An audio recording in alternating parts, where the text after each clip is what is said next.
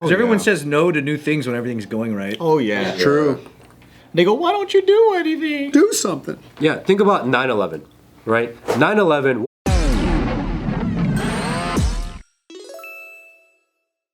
All right, everybody, welcome to a zany episode of The Careful Boys, where today we got Matt Kim here with us, y'all.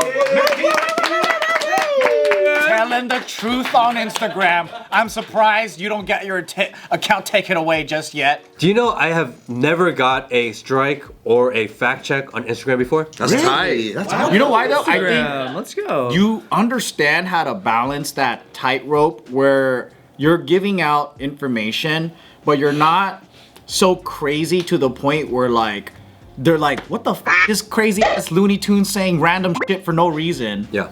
Which I think is pretty nice. Never, no fact checks, no community notes, and I'm like, especially when I do the short clips, like very specific with my words. Like every word is intentional.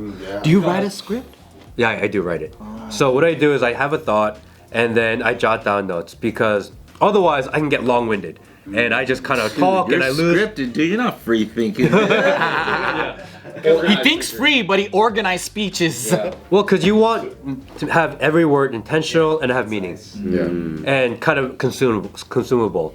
So if I don't have a script, then I'll just kind of rant on, and it can end up being a 7-minute thing, which I can do in a minute and a half. When I saw your Tucker Carlson interview, that first little intro of you explaining it just made me want to fucking salute. Because it was so well written and spoken. I was like, this motherfucker's smart. I don't know if we'll have anything to talk to you about. I was like, I don't know if I could relate to anything. But you could tell, like, you put a lot of time and effort in your work. And I was like, I got to read more. It is tough because we are scripted here. Everything's scripted here. I've been here for JK is 4 hours now. Everything's scripted. My teleprompter sometimes messes up and they make me say weird stuff about 9/11. I can't read that well, so they make sure everything I say is like real short lines. So I wanna talk about something interesting that's been popping up in our conversations, and I think we can do a whole entire video on it. A video? But there's not a lot of, I want to say, like, Asians in this space that are outspoken and challenging the status quo, the powers that be, and all When you that. say the space, do you mean social media or you mean politics or Both, yeah. In general, like, there have been activist groups in the past. There's, but in general, as I think a culture, we don't really come out. You know what I mean? Like, and I've been kind of doing a lot of thinking about that, and I'm just wondering, since we have Matt here, who's a pretty big voice on challenging different narratives and things like that, and speaking openly, like what his take might be and what your guys' take might be on why that is, and if you guys even observe the same thing. Yeah. I think there are plenty of Asians that are anti-establishment, that are free thinkers, that question I think they exist. I think that the algorithm and kind of the powers that be that control who gets popular and who doesn't, I think that they don't amplify those voices. So I don't think it's a matter of that we as those type of people don't exist. Is that we don't get the exposure. Like shadow banned? Like shadow ban. That's a real thing. Yeah, that's definitely a real thing. Do you think culturally though we're like, because I don't hear Asians just straight yelling at the movie screen at a theater. You know what I'm saying? So We have to change that now. Other than him. yeah. So I wonder if culturally, if we are like maybe like less, not antagonistic, but expressive. I think we're less confrontational. So for example, right? Like, Hannah, who is my wife, brought up a good point. Hi, Hannah. So, Europe, UK, even France, they go hard when they protest. Like recently, there's the whole farmer shit going on. French farmers were dumping manure and hay all over the fucking government. Like, they raise hell, right? And I noticed that, like, in predominantly Asian places, like let's say Hawaii, right? There's rampant corruption and things, and people aren't happy with the government. But you don't really see this people raging out and fucking going in, taking it to the streets, going into like City Hall, yelling, fighting. It's not done like that. Like, the fights don't happen face to face. They happen like covertly. I think that's how Asians operate. Yeah. That's the way that they fight. But then, there's been crazy things like people are mad at the rails that they fucked up in Hawaii. They spent $12 billion, had a shitty rail. They have all these issues, but you don't really see people coming out and fucking shit up. Whereas like she was like, yeah, in the UK, let's say the citizens don't like all these cameras and these red light ticket cameras. They'll just go in and start breaking them out. So they'll just cut them off, start throwing it. It's tight. There's a lot of like vandalism, defacing property, fighting with cops. There's a lot of like in your face type of like protesting. Right? I guess even in that example though, like the people in Hawaii with that rail and stuff, are they doing anything about it though? Nope. Absolutely nothing. I mean, people are like commenting negatively, but are other barely. people like taking action? Or some people are trying to audit the government and say what happened, why did you spend too much money here, like, but nothing to the effect of like, are you really that mad? Because I can understand if somebody's taking an action that maybe is presumably a logical approach to actually doing something versus just like defacing public property that you happen to live in that community as well. Because that could be seen as impulsive. Yeah, I think Asians have better impulse control. Yeah. True, but you see both in Western, like in the way that white folks would do it. You'd have the politicians and the guys coming in the fucking meetings, yelling, fighting, debating, whatever. And then you also have the guys on the streets fucking breaking shit up and whatever. It's like two fronts, right?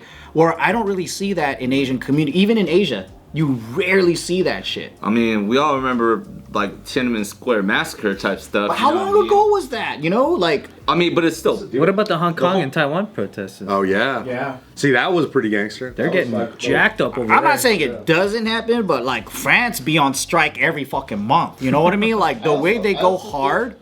I also think, at least from maybe my own perspective, or like just the way I was raised and kind of like the advice that I hear a lot of older Asians like generally have, it feels like our culture's priorities are more about like what's productive. Mm-hmm, yeah. So like I remember a lot of like in the 80s and 90s we first saw the first wave of a ton of Asians working their way up and like becoming senators or becoming like police chiefs or in the army and stuff.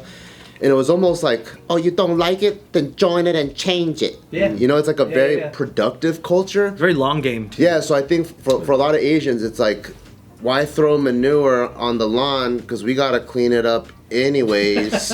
You know, so it's like a very, like, is that productive? And it just felt like it's really easy for a bunch of Asians to get together and then go, what's the, like, the easiest way to go from point A to point B? Because we need to get to point B. We can fight a lot, but we're still gonna be far from point B. So like, how do we, like just get to point? The only time we fight is fight over the bill at a restaurant. Actually, then we'll covertly. Fight, then we'll fight to the death. But otherwise, it's like, okay, whatever you want, man, let's do it. Okay, let's sign it, okay, and then okay, cool, and then boom, they move on to like the next thing. It feels like.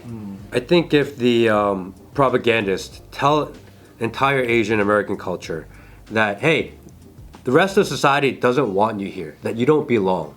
People inherently think, man, like, I don't really make a difference. And because I don't make a difference, why should I try? Why should I put my neck on the line for other people when they're telling me that I don't belong here, that I'm the outcast here? And I think that's what really makes people kind of hesitate before they move. But if you think about things like in '92 during the LA riots and the rooftop Koreans, that impacted their homes.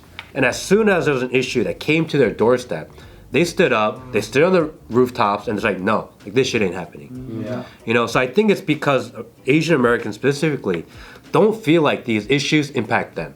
And not only does it not impact them, but that they can't make a difference. Why fight in someone else's battles? That's what they've been taught, and that's what they're constantly told. I think that's a good point. It's like, why stick your neck out, protest and fight if This is not my problem. Yeah, you're but right. once people realize that no, like all these problems are all of our problems, then you're gonna start seeing people mobilize. I think it's also a lack of leadership. We don't have Asian American leaders that stand up against the system. They don't exist. Yeah, that's true. Who's the most famous like Asian American leader that we know? Andrew Yang? That guy was like a Most of them conform too. Yeah, most of them. You know what I mean?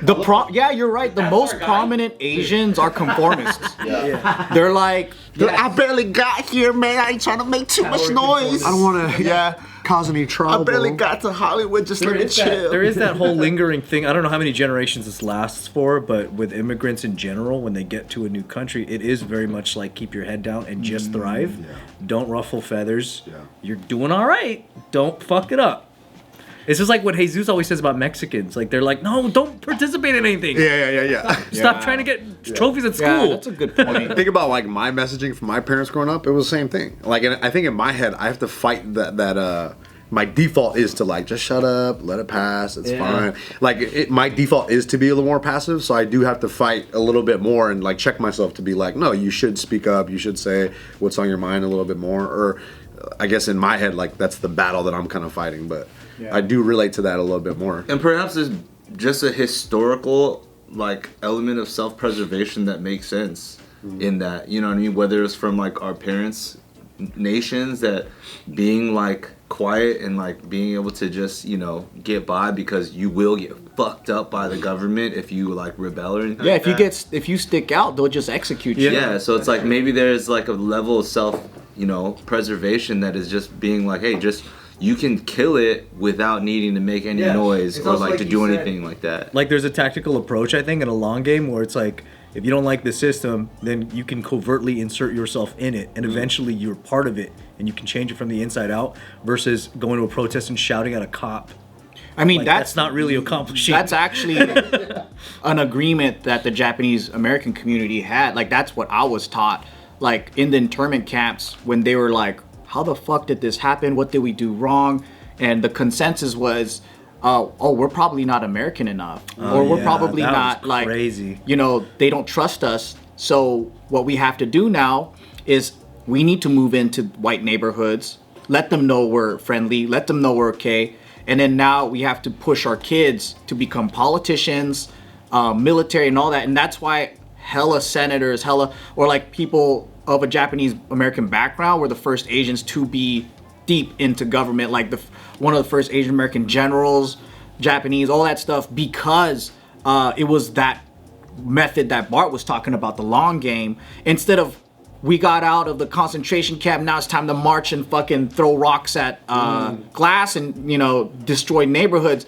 It was the opposite approach of now we have to go so far deep that they can't even send us to camps and our kids to camps anymore. A lot of the real estate moguls too that are Asian that you meet now, and they're like, oh, like how did you get your start? Because everyone thinks, oh fuck, he's like a millionaire. He goes, no, I just wanted to, like our people wanted to buy homes. They wouldn't sell it to our people. So I became a real estate agent to sell it to our people so we can have homes, and it just ended up being lucrative. But it wasn't like I'm gonna be a multimillionaire. And it was just like a lot of people just finding what's the most productive thing to do in a situation. But the problem is that a lot of these people who maybe started with good intentions, that like, hey, we're playing the long game and we're gonna get involved and we're gonna get within the system and we're gonna enact change. They get into the system, they're like, dude, it's really nice in here. Hell yeah, it is. You know what I mean? Like this establishment stuff, this is pretty awesome. And then they kind of sell out their people. And that's the hardest part of it, right? Because the people that you trust, and we as the people, help push them into these roles, and as soon as they get there, they forget about us. Yeah. You know, and they're there pushing this crazy shit that we don't agree with. Like, no, that's not what we put you in there for. Yeah. We put you in there to speak on our behalf, not speak to us on their behalf. It's like an undercover cop who starts to actually become a Hell's Angel. Exactly. They just flip on us so fast. It's a huge lack of leadership on the part of the Asian American culture. Like, who are your role models growing up? Asian role models. Yeah, Bruce Lee. Bruce Lee, Jackie Chan. Like, that was it. F the man, people. Yeah. Bruce Lee was pretty, he was rebellious. I mean, he was, but And name he one. died for it. Name one thought leader Yeah. Yeah. growing up. Someone that taught you, like, hey, I can question, that can think differently. Confucius. Applicable thought leader. You Yeah. know, like Bruce Someone Lee you is like, relate to. be like, what? I'm like, okay, but what about taxes? Yeah. How do I be like water and taxes? Bruce was fighting for the Asians in like white sure. culture for sure. It was a different fight at the time, Yeah. right? But then now, after that, it's like you said, who do we got? Yeah, who do you have? Who do you have now? Who's the closest, in your opinion? Matt Kim, baby. I don't know of one, which is the craziest part, right? There are no real thought leaders and like developing and innovating. You know, And there are so many smart Asians. How come there's no one in the forefront leading that charge? Right? Like someone that we can relate to. Like it doesn't exist. They want to cause trouble. You know, that's funny. The only reason why, yeah, most of the people that I can think of came from an older era, like civil rights era, even some like on the left, like far left, like Marxists and all that, because I think they found a space where they can actually speak back then in that space. Like, so nothing came from a more independent Western thought. So man, maybe that's probably why they're more compliant and more of that kind of school of thought too. You know what? Something else that I just thought of right now that could be true. I think also Asian, the culture in general. I don't think we have a big victimhood mentality. So as soon as a problem hits, Bro, I don't know, man. That Stop Asian Hate went hard. Do you think that's a newer phenomenon? yeah. No, that's a new phenomenon. But I feel like a lot of people are immediately like, what can I do to change my situation? Versus like rah rah rah, scream, help me. I feel like a lot of Asians are just immediately like, okay, what's the next move? Except for when the Asian hate stuff came. Well, first they piled onto the BLM. How many Asians were on the BLM bandwagon? And I hated those motherfuckers. I got so many messages from people, like Asian people, saying, "Man, I can't believe I was at the BLM rallies." I got so many of those. Because they're like, I went to one rally, but it was dope to get out of my apartment because we were on lockdown. It was nice walking around, yeah. I went to one, I was eating a fucking bacon hot dog, and I was like, yeah. And for that moment, ideals did align with things that made sense. Well, we didn't know it was a con back then. it made sense at the time. Yeah. But then when people are like, well, all lives matter, like, oh, that's racist. Like, is it? It's like, isn't that a bigger message than that message? And then all of a sudden, Stop Asian Hate became a huge thing, and then now everyone's playing the Stop Asian Hate victim card. Yeah. And that became a huge I didn't thing. like that at all. So it was just like this evolution where they brought you in with, hey, like the blacks are having a problem, so let's align with them. And then, you know what? You guys were really supportive. Let's give you your own. And they're like, yes, Stop Asian. Everyone had the sticker on. Every single Facebook profile had Stop Asian Hate in it. Not Ryan, he didn't do it. We used to do patrols in the area. We did. We said, don't beat us up. Don't beat us up.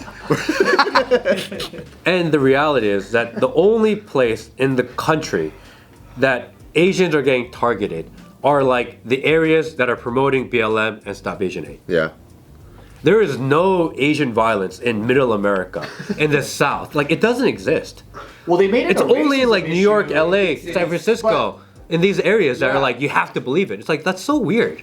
I don't think it was actually a racism issue. And when you look at it, it was a lot of 4-time felons that are being released, schizophrenics. There's mental, like, what do you call it?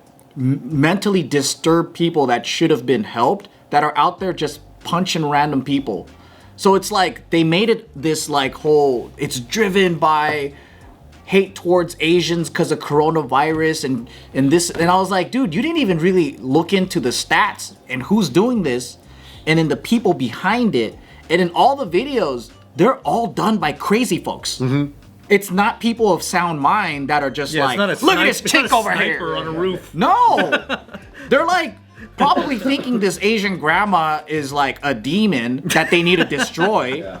And I was like, how are people so fucking delusional? It also might have been like, you know, it was a melting pot of just a bunch of wild shit going on at the same time. But there was also that narrative too that like, you know, we were the white adjacent minority that was always trying to comply and stuff. And, you know, when there was a moment where it was either, like Bart was saying earlier, like be on this BLM train or you're against it, you know what I mean, actively. It was very polarized at the time.